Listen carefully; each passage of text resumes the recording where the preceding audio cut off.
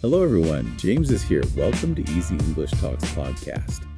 One of the first things you might want to talk about when you're learning English is your family, right? Absolutely. It's a great way to connect with people and share a bit about yourself. Yeah, it is. But even if you know basic words like mother and father, describing your whole family can get kind of tricky. There are so many different relationships and even some tricky terms that, can easily trip you up. Okay, so for this deep dive, let's imagine you've just met someone new, maybe you're traveling, and they ask you about your family. What are some ways you could describe those close relationships? Well, you could start simple, like, I have a big family, or I'm an only child. Right. But remember, even with basic words like mom and dad, it's good to know when to use the more formal mother and father. Like, if you were talking to someone you just met, Yeah, you'd probably stick with the formal terms. that makes sense. It's like how you'd probably call your teacher Mr. Smith and not Jimmy, right? Exactly. So formality matters even when talking about your family. Exactly. And then there's the word sibling. It's a super useful one because it means both brother and sister. Oh, yeah. So instead of saying, I have two brothers and one sister, you can just say, I have three siblings. Much more efficient. That's a good tip. And I'm already thinking about how I could use that when talking about my own family. Now, what about those relatives who are a little further out on the family tree? Like, how do you explain those relationships in English? Ah, yes, the extended family. Yeah.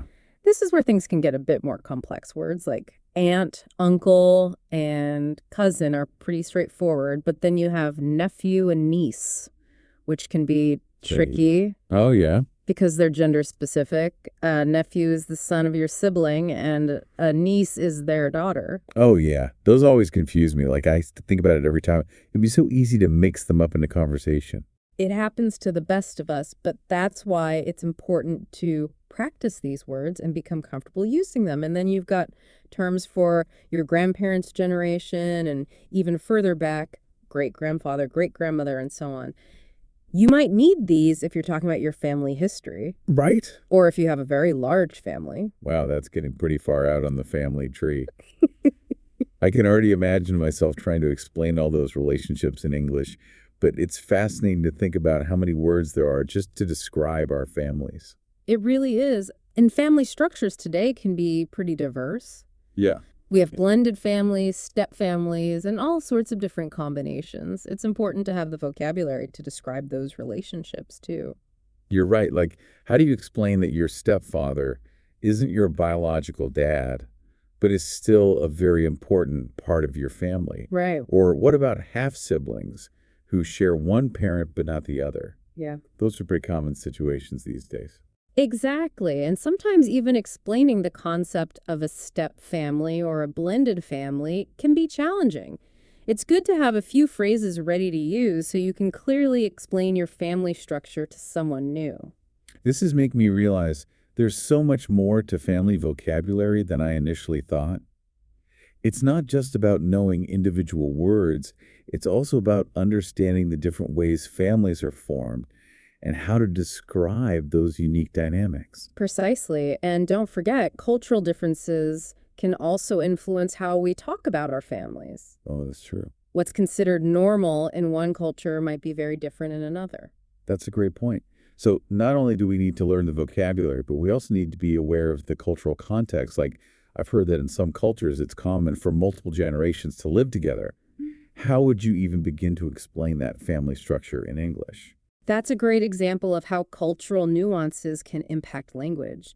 We might use terms like extended family household or multi-generational family to describe those situations, and it's these nuances that can really enrich your understanding of both English and different cultures. Wow, I'm starting to see how mastering family vocabulary can be a doorway to so much more than just basic communication. It can help you connect with people on a deeper level, understand their backgrounds, and even broaden your own perspective on family and culture. This is way more interesting than just memorizing a list of words. Absolutely. It's about understanding the stories behind those words and how they reflect the diversity and complexity of human relationships. Okay, so we've covered a lot of individual terms and touched on the idea of different family structures. But what about some common phrases people use when talking about their families?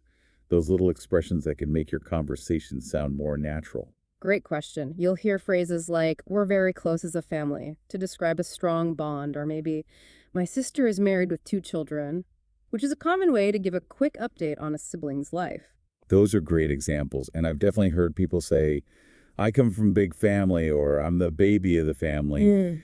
It seems like these phrases are almost like shortcuts to explain your family dynamics without having to go into a lot of detail.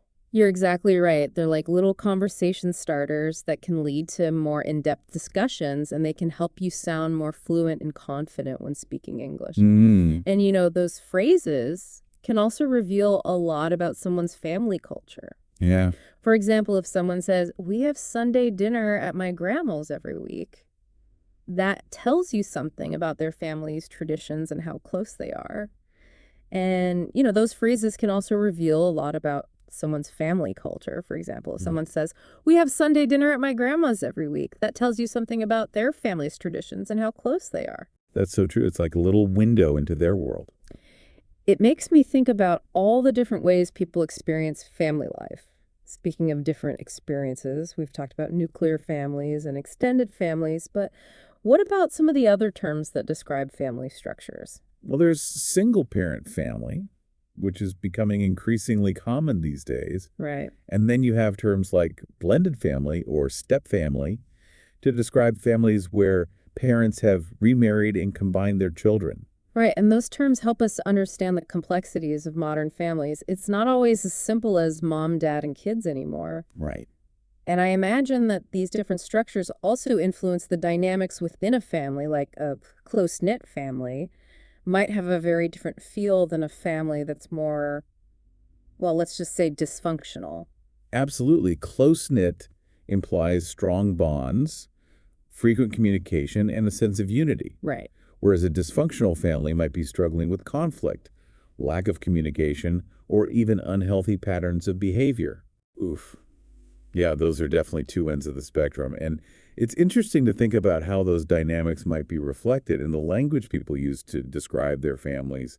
Like someone from a close-knit family might use words like supportive, loving, or always there for each other. Exactly. Wait, While someone from a more dysfunctional family might use words like distant, complicated, or even toxic Mhm. to describe their relationships. It's fascinating how language can reveal so much about the emotional landscape of a family.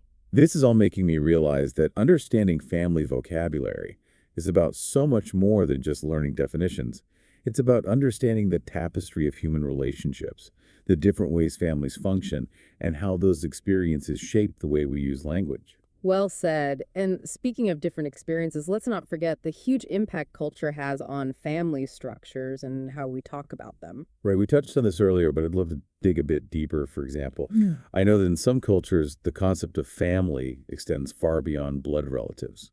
It might include close friends, neighbors, or even members of a community. How would you explain that in English? That's a beautiful example of how the definition of family can be fluid and culturally specific.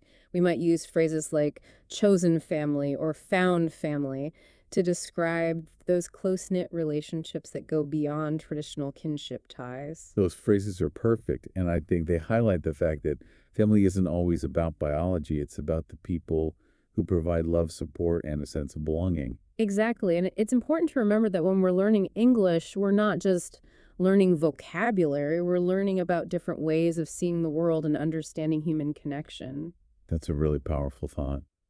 It makes me appreciate how learning a new language can open up entirely new perspectives on something as fundamental as family now for our listeners who are really trying to master family vocabulary. Yeah. What are some tips you'd recommend for practicing these words and phrases? Well, first I'd say don't be afraid to make mistakes. Yeah. Everyone stumbles when learning a new language. The important thing is to keep practicing and gradually build your confidence. I think that's great advice. It's easy to get discouraged when you feel like you're not progressing fast enough, but it's all about taking small steps and celebrating each little victory. Exactly. And one practical tip for practicing family vocabulary is to create a family tree. Okay. Write down the names of all your relatives, and then try to describe their relationship to you in English. It's a fun and visual way to reinforce those terms. That's a great idea. Yeah. It's like turning vocabulary practice into a family history project. And you could even use that family tree to start conversations with English speakers. Yeah. They might be curious about your family background, and it's a perfect opportunity to put those new words into practice. Exactly. And don't underestimate the power of watching movies or TV shows in English. Oh, yeah. Pay attention to how characters talk about their families and try to pick up new phrases or expressions. That's a fun way to learn. It's like passive vocabulary building. Yeah. You're absorbing the language naturally while being entertained, and then you can try to use those phrases in your own conversations. And of course, one of the best ways to practice is simply to talk to people, ask English speakers about their families, share stories about your own, and don't be shy about asking for clarification if you don't understand something. That's such good advice. It's about being brave enough to put yourself out there and use the language, even if you're not perfect. And you know what's amazing is that even if you make a mistake, most people will appreciate the effort you're making to communicate. They'll be happy to help you learn and understand. Absolutely. Most people are really encouraging when they see someone trying to learn their language. Yeah. Okay, so we've covered a lot of ground today, from basic family terms to cultural nuances, and even some tips for practicing as we wrap up this deep dive into family vocabulary. What's one key takeaway you'd like our listeners to remember? I'd say this family is a universal concept, but the way we express it through language is incredibly diverse. And fascinating embrace that diversity, explore the nuances, and have fun learning about the rich tapestry of family vocabulary in English. I love that it's like we're not just learning words, we're learning about different ways of experiencing and expressing family. And that's something that can enrich our lives even beyond language learning. Exactly. It broadens our understanding of the world and helps us connect with people from all walks of life. Now, before we go, I have a little challenge for our listeners. It's something we touched on earlier, but I want to make it a bit more concrete. Oh, a challenge. I like where this is going. Tell us more. Okay, so imagine you're talking to an English speaker who's curious about your family. How would you describe your family structure? What unique words or phrases would you use to capture the essence of your family dynamics? I love that challenge. It really encourages you to go beyond the basic vocabulary and think about the specific qualities that make your family unique. Right, like maybe you have a special nickname for your grandmother, or there's a funny family tradition that you want to explain. This is your chance to get creative and use those descriptive words to paint a picture of your family for someone who's just getting to know you. And, even if you don't have all the fancy vocabulary just yet, you can still convey a lot through simple words and genuine enthusiasm. People will be able to feel the connection you have with your family, and that's what really matters. Absolutely. It's about sharing a part of yourself and letting your personality shine through. So go out there, talk about your families, ask others about theirs, and enjoy those connections that language can create. Well said. And who knows, maybe in sharing your family story, you'll even teach your English-speaking friends a new word or two about family. In your own language, it's a beautiful exchange of culture and understanding. All right, everyone, that's our deep dive into family vocabulary. We hope you found it helpful and inspiring. Remember, learning a language is a journey, and each new word you learn is a step closer to connecting with the world in a more meaningful way. And don't forget to have fun with it. Language learning should be enjoyable. So embrace those challenges, celebrate those little victories, and keep exploring the wonderful world of English. Don't forget to subscribe and share the video with your friends. Bye, and see you next time. Bye-bye.